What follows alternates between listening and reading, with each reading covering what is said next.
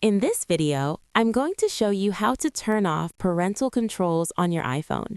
If you are not able to download apps, change settings, or use some features, it is probably because parental restrictions are turned on. To turn these off, first open the Settings app on your iPhone. Once you are in Settings, scroll down and tap on Screen Time. After that, scroll down again and select Content and Privacy Restrictions. Here, you will see all the different restrictions that may be applied to your device.